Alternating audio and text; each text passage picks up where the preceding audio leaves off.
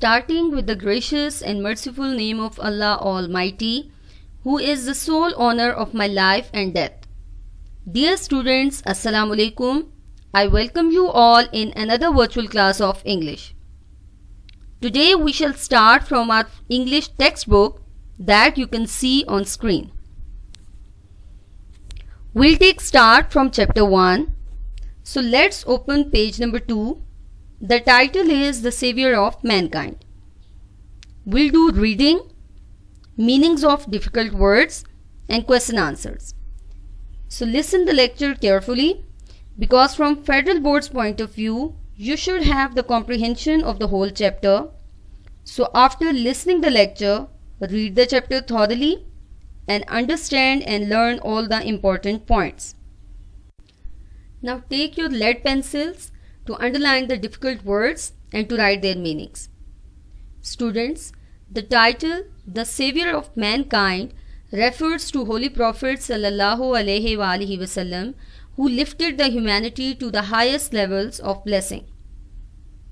Let's start the reading now. Arabia is a land of unparalleled charm and beauty, with its trackless deserts of sand dunes in the dazzling rays of a tropical sun. Its starry sky has excited the imagination of poets and travelers. It was in this land that the Rasul sallallahu alaihi wasallam was born, in the city of Makkah, which is about 50 miles from the Red Sea.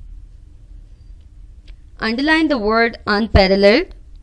It means unmatched. Trackless, not having rocks. Sand dunes, a large mound of sand held by specialized plants.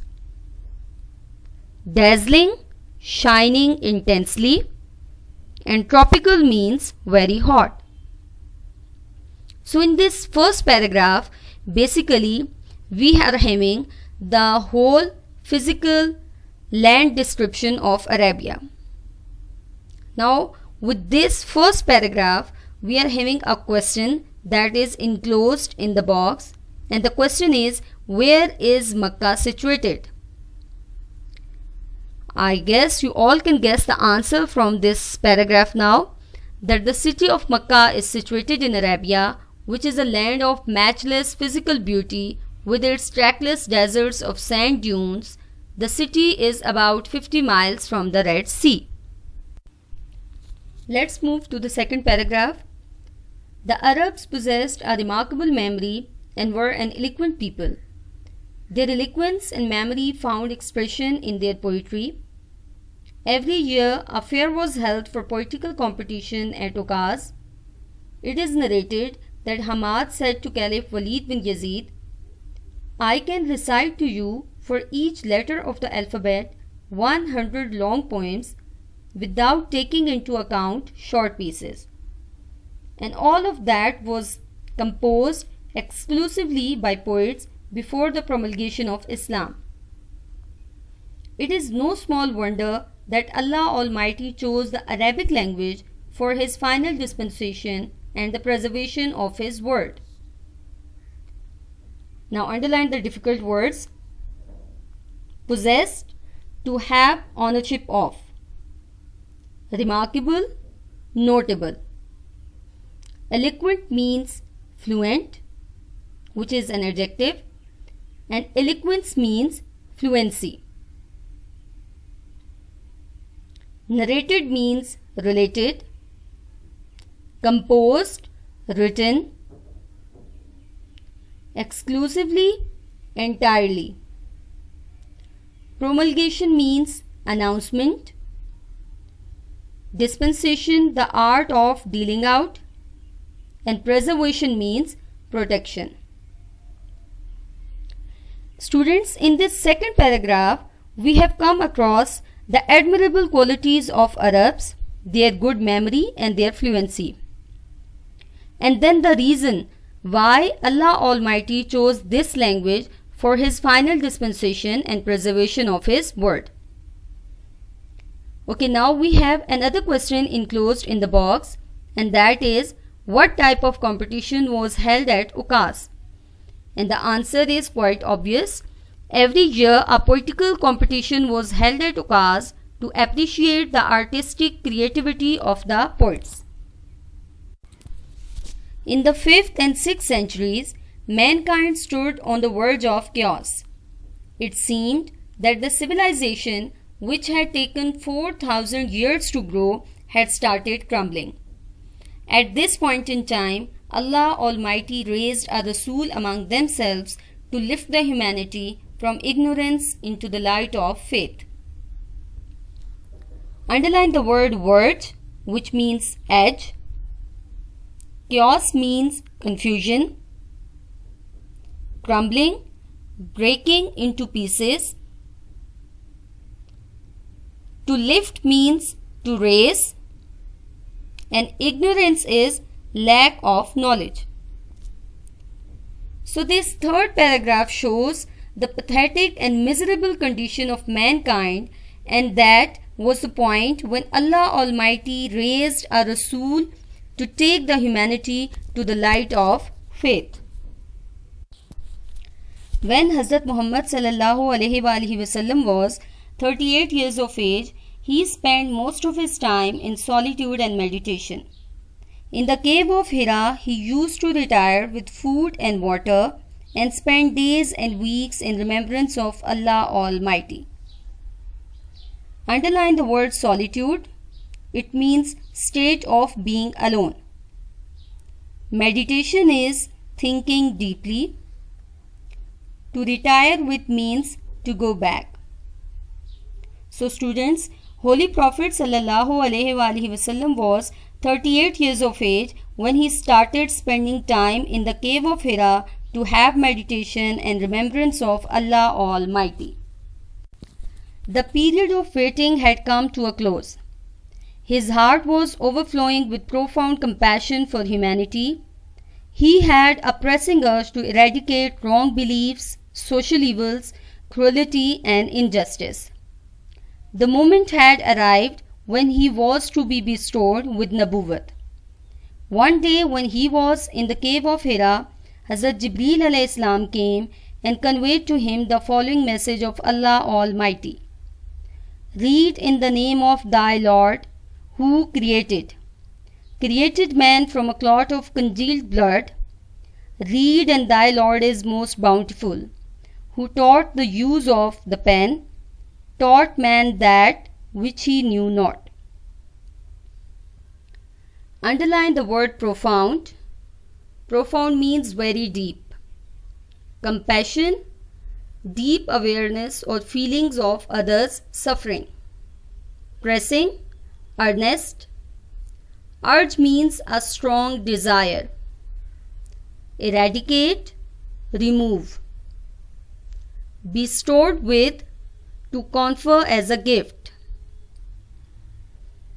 Congealed means frozen, and bountiful means generous.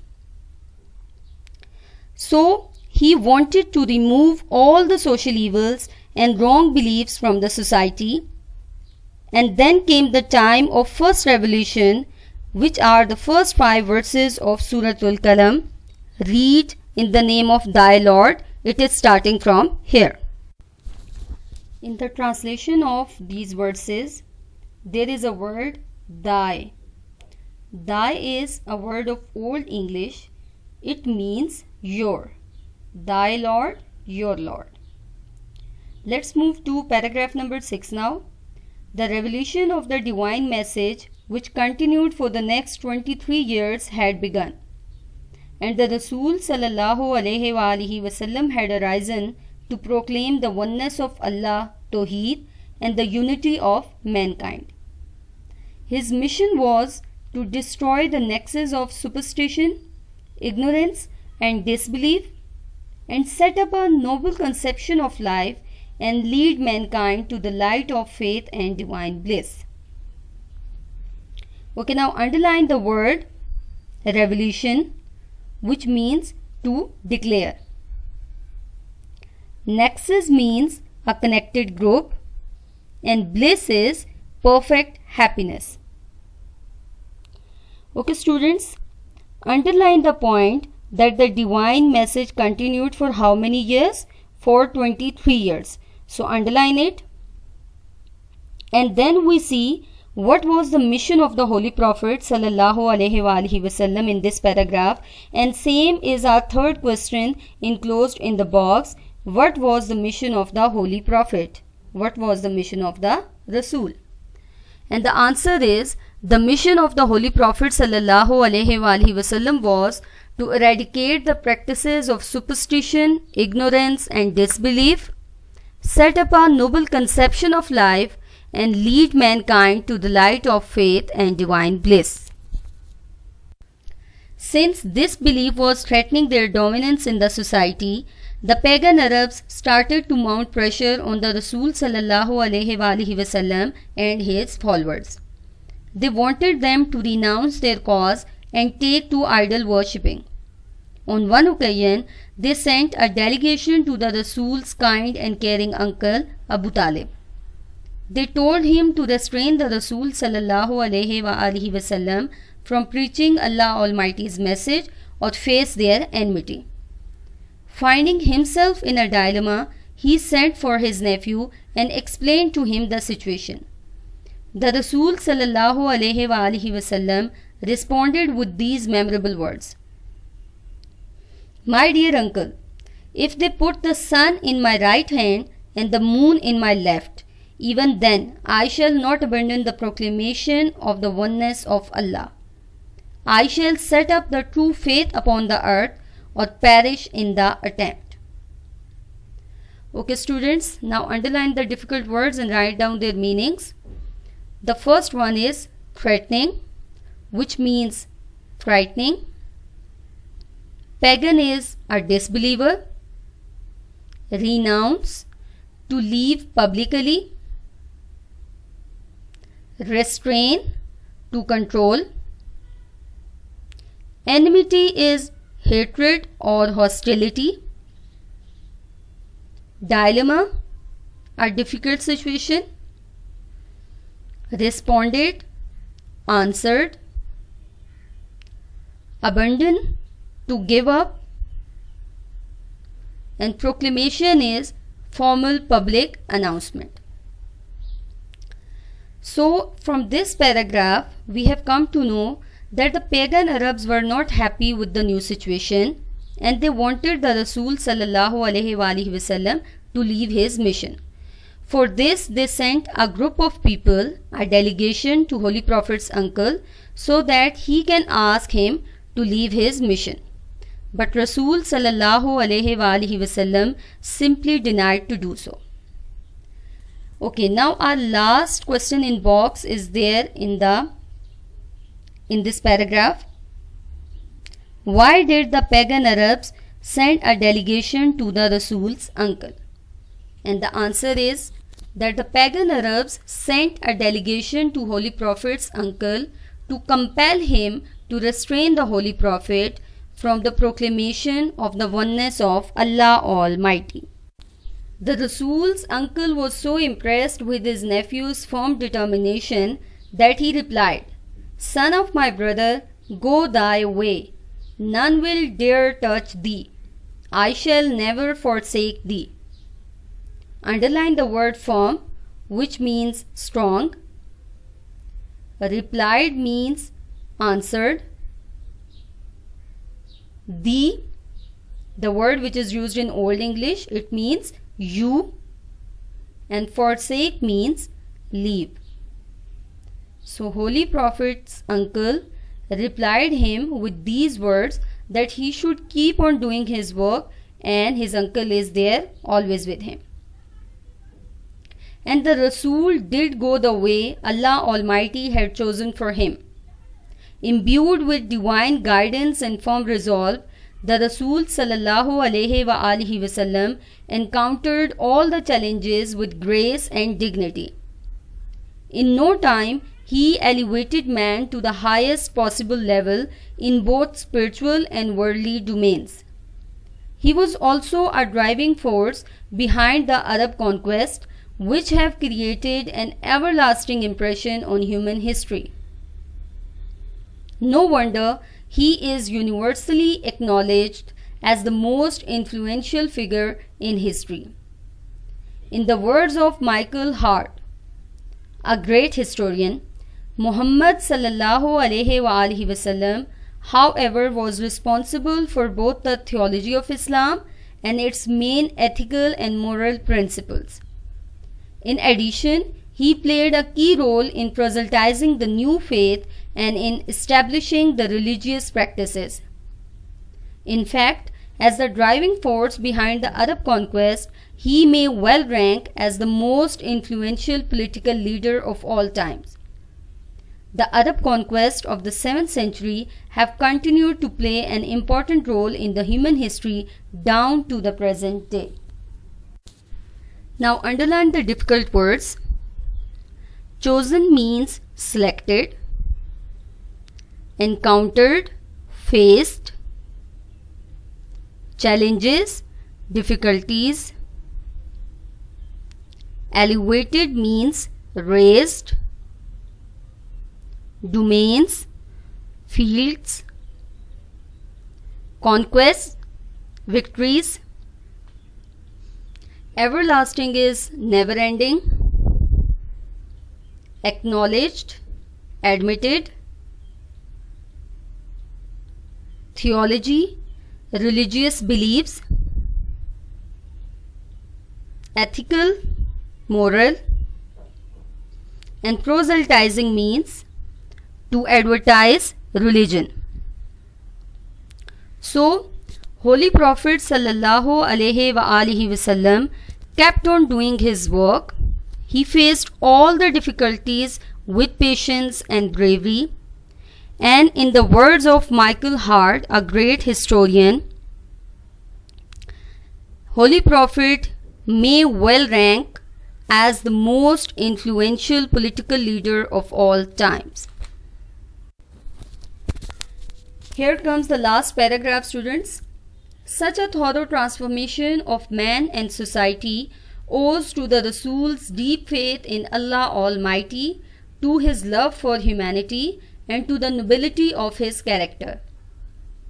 Indeed, his life is a perfect model to follow.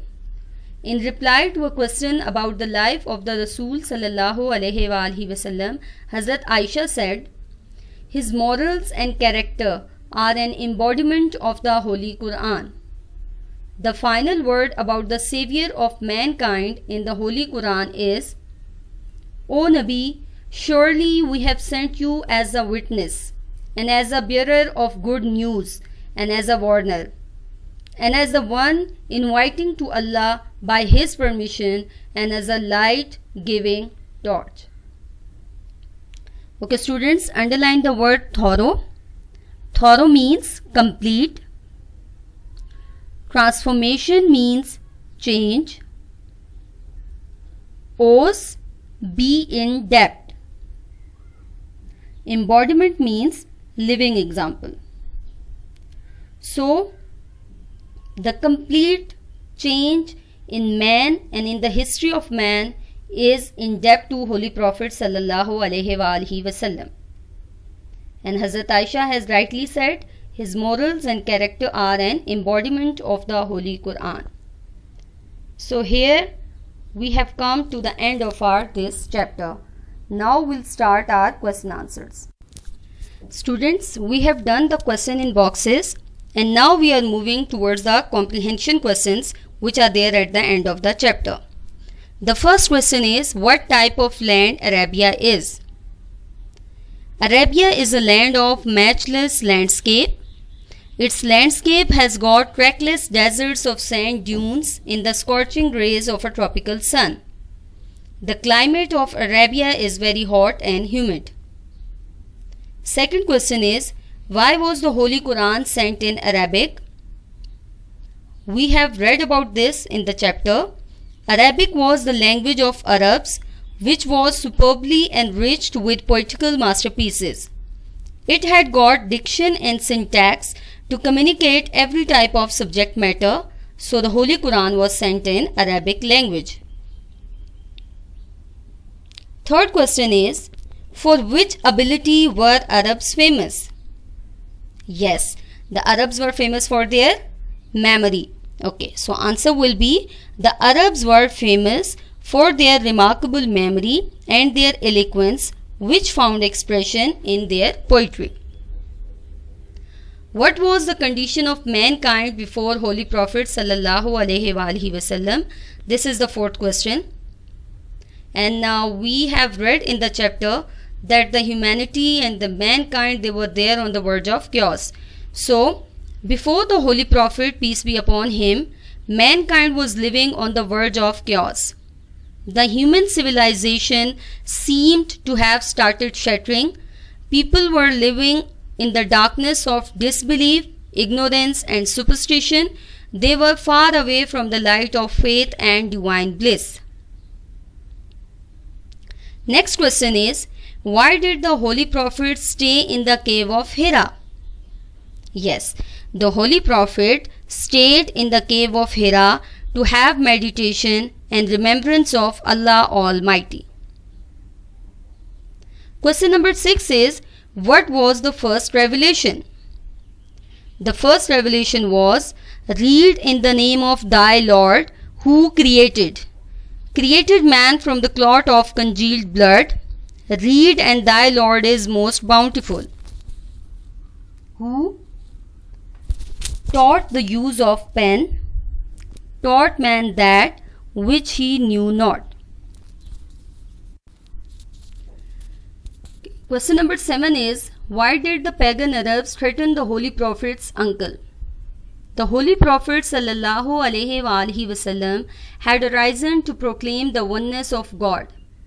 Since this belief of the Holy Prophet sallallahu alaihi wasallam had started weakening their dominance in the society, so the pagan Arabs threatened the Holy Prophet's uncle. The last question is, what did Hazrat Aisha say about the life of the Holy Prophet? And we have read it at the end of the chapter. Hazrat Aisha said about the life of the Holy Prophet sallallahu alaihi wasallam, his morals and character are an embodiment of the Holy Quran. Embodiment, living example. So students, now this is the time to assign you your task. You have to read out this chapter completely. After that, learn the question answers, question in boxes and glossary provided in PDF. After that, practice the question answers on your rough register or loose sheets for your better understanding. Take care of yourself. Goodbye.